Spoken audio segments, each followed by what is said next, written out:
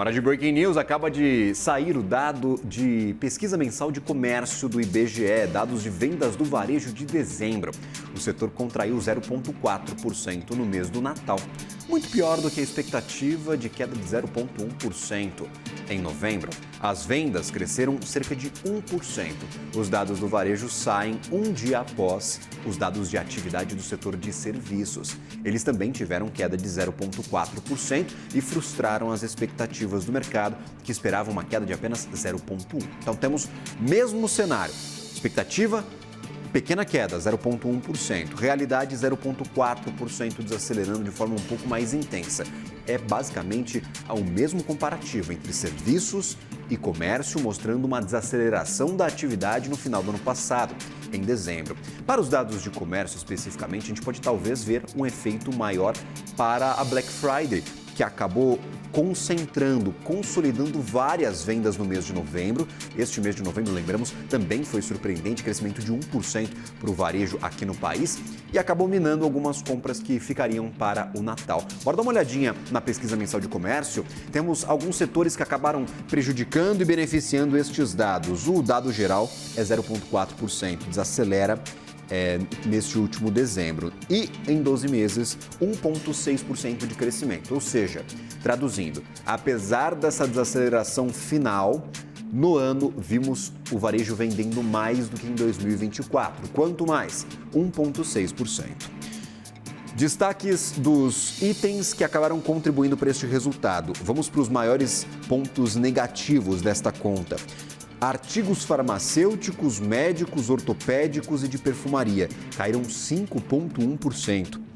Livros, jornais e revistas caíram 2% no mês. Outros artigos de uso pessoal e doméstico, 1,8% de queda. Tivemos também uma queda forte de móveis e eletrodomésticos, 0,7%, talvez aqui concentrando mais os efeitos de Black Friday. Cosméticos também entram nessa lista, tá, gente? Foram os itens mais procurados na Black Friday do ano passado, cosméticos e eletrônicos, então a gente vê aí resultados negativos em dezembro.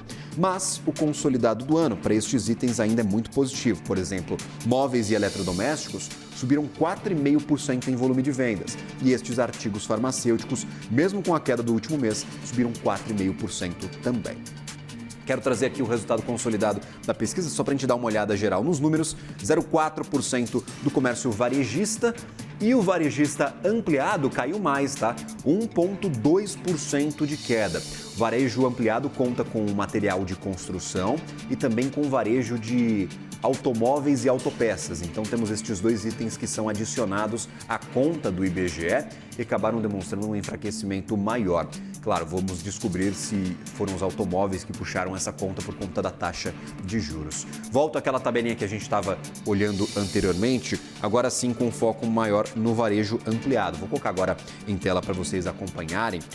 Veículos, motocicletas, partes e peças caíram 4,3% Perdão, eu vou puxar aqui um pouquinho para cima para saber o comparativo. E agora sim, em dezembro caíram 2,4%. Então vimos uma desaceleração forte para veículos e o atacado de material de construção também 2,8% de desaceleração, varejo ampliado com um resultado bem pior do que o varejo geral que a gente viu aí no resultado do IBGE. Vamos trazer mais destaques dessa pesquisa, só para a gente ter aqui um comparativo geral. Aqui só uma demonstração um pouco mais ampla do resultado. Foram duas atividades apenas no positivo, equipamentos para escritório e também combustíveis e lubrificantes. O resto dos itens pesquisados pelo IBGE, todos caíram. 2 positivas, 6 negativas. Para o varejo ampliado, 2 positivas, 8 negativas, porque construção e veículos também caíram neste último mês de dezembro. Qual que é o saldo que a gente tem dessa história, gente? Eventualmente uma economia que desacelerou bem mais do que a previsão, demonstrando um dado fora da curva. A gente via uma curva de moderação cautelosa, uma moderação suave da atividade no país, mas serviços e comércio demonstraram um tropeço em dezembro. Isso é suficiente para mudar os rumos da política monetária no país? Provavelmente não. O Banco Central vem reforçando a mensagem de que é preciso se enxergar uma tendência para a tomada de decisão de política monetária. Já está carimbado, em março agora teremos uma queda dos juros, os juros não vão ser mais 15% a partir da reunião de março. E o que está em aberto agora, na opinião do mercado, é a intensidade deste corte. Serão 0,25 ponto percentual ou meio ponto percentual. Estes dados com certeza vão fazer parte da análise dos diretores, mas apenas um dado fora da curva não deve mudar totalmente os rumos da direção destes juros aqui no país ao longo de 2026.